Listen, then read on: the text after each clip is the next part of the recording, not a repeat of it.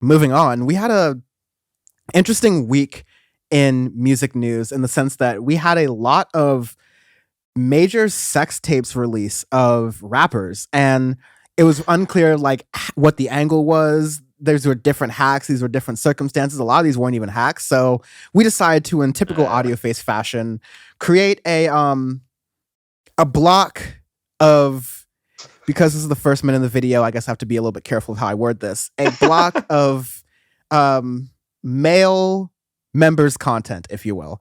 So Male members content. They may have to do with the word chicken in a different language. Yes. Chicken fighting. Chicken fighting. There we go. Chicken fighting. Yes. The chicken block, if you will. Anyways, so the biggest story out of all of these, of course, is that Isaiah Rashad had a sex tape that leaked online on just this past Wednesday, where there was footage of a bunch of, or basically Isaiah Rashad with a bunch of men, and Isaiah Rashad was both giving and receiving oral stimulation, so to speak. Yes. There were no women involved in this, which would seem to suggest Isaiah Rashad's sexuality as being gay. This is something that he hasn't really talked about in any sort of context publicly before. All of his rap songs seem to be the standard, typical sort of, trapping girls, all this sort of whatever shit. Usually. On Audioface podcast, we don't care about people's sexuality. We often celebrate artists. I mean, generally speaking, we're reviewing the music first and foremost, right? And then the artist identities naturally are oftentimes part of that music, and sometimes not part of that music. And we'll celebrate artists who are good, who are fall into these identities, and tear apart artists who are bad, who are part of these identities, not because of their identities, but because of their quality as an artist or not. But we don't care and actually try to support artists of marginalized communities and speak for them and support them on Audioface podcast. So the fact that Isaiah Rashad may be gay or on par of the LGBTQ spectrum, we don't really care about. And hip hop history, as we talked about in the Lil Nas X situation, as we talked about in the DaBaby situation from last year, has a long history of being really bigoted and homophobic towards the idea of a gay rapper. And so this is different though in the year 2022. Obviously things have changed. And so you had a number of people who were kind of, making fun of him, laughing at him, which is sort of typical middle school nonsense. But you had a lot of people who said that they were, it's random, they don't care, but I don't get why people are so interested in what he does behind closed doors. That's even weirder.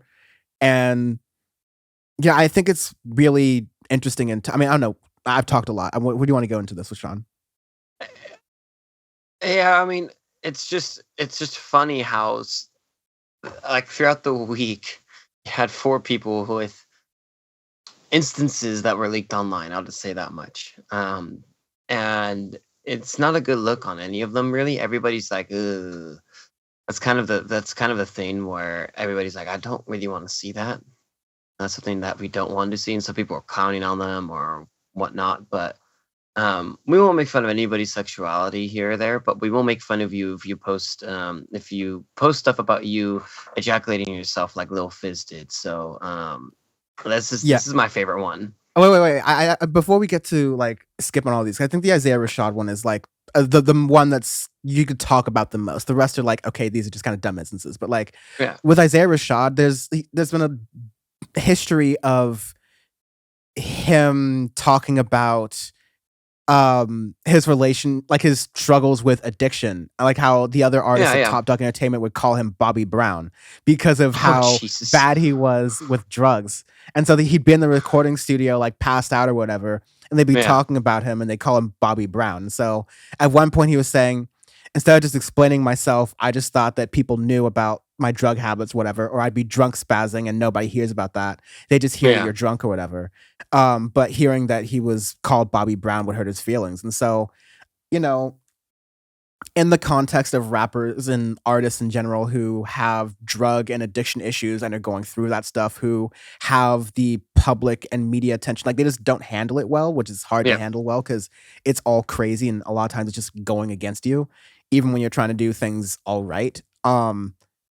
Like I hope that Isaiah Rashad has like a good support system, is able to take care of himself in the situation, because this is the kind of stuff that is like a really like dangerous moment mentally for a lot of artists, and It a lot of artists sucks. don't make out Like the other you side know, with. it's like the people who had their iClouds leak or whatnot, and the big leak. This is what, maybe 10 years ago or something like that.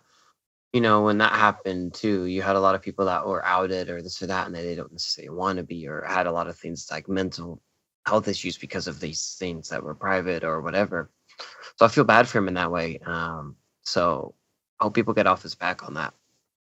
Yeah, it's it's a huge invasion of privacy. I Yeah, hope that people are 100%. okay with this. The other cases though are a little bit Are different. So hilarious. Nelly accidentally posted a story, an Instagram story, almost minute-long clip of a woman going down on him. So there's a lot of oral sex in this cock block here. I can finally say that. And so there, Jesus.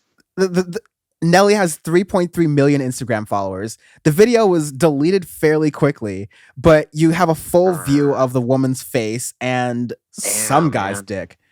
And so, you know, Twitter had a lot of opinions. Some were like, some were like, and others were, one user wrote, "Now we know why Ashanti never cares after the breakup. There was no dick to be missed." Oh, Welcome to No Chill Island. Jesus. And yeah, a lot of people were surprised to see why Nelly was trending and why Nelly was moaning so much. But whoa, hey man. Nelly was, hey, God bless America, all right? So Nelly was in Nelly apologized and said, you know, this is disrespectful to the woman involved in question. I didn't mean to like post this as an accident or whatever. You know how many parameters you got to do to post an Instagram story? Yeah, like it's actually too hard to post an Instagram story. A lot of my Instagram stories just don't post properly. So like you almost have to like fight with Meta, the company, in order to get the stories to post. Next up in the Mushroom Kingdom, we have Lil Fizz, who it's my favorite one. Yeah, he had a video of himself leaked where he was oh no. And gorging himself and himself. Yes, he was indulging himself and indulging himself until climax. I don't know why he has an OnlyFans account, honestly. I guess this is what you pay for, but it leaked online. And so that's one of my more philosophical questions. If you post it to OnlyFans and someone downloads it from OnlyFans, then just posts it somewhere else online, is that a leak? Like that's almost like saying, I guess it's the same. It's a leak in the same way a song is leaked, right? I guess, maybe, I don't know. No. It's a difference between a leak and a rip. Yeah. Okay. Yeah. That's for sure. I think that's what we're trying to parse here. This is very important scientific conversation happening on the podcast. And lastly, legal definitions. we're all about our legal definition. We're all about our legal definitions here on Audioface. And so, speaking of actually having nothing related to do with that, but we have Oxlade, who is a Nigerian musician, who is not only the fourth artist who have a sex tape released this week, but the third Nigerian celebrity to have a sex tape leak in the past 3 months. So it's a little bit unclear how Oxlade's photos leaked on Snapchat, but it essentially is a full-out sex tape, having sex with an unknown lady, and it was uploaded to his Snapchat stories. It's unclear whether it leaked or was pulled away or something like that, but fellas, no, there's no need to record it. Just live in the moment. When dicks are out, phones should be away. Yeah, it's like a comedy club. The new rule, exactly. Dicks out, phones are away. No one likes that person at the concert who's recording the whole thing, as opposed to supporting. The sound's not going to be good. Listen, the sound's not going to be good. You know, it's never going to be the same as doing it as being there in person, living in the moment. You know, the quality is never as good. Yeah, the lighting, just come on. Moving on, please. God. Trust me, we're production professionals. Hey, man. anyways, anyways, that was if you want more fine Audioface content like that, you follow Sean on Twitter. No, please don't. Don't. I'm gonna make a home. I'm gonna just delete all my shit. Ruining your Valentine's Day. Right?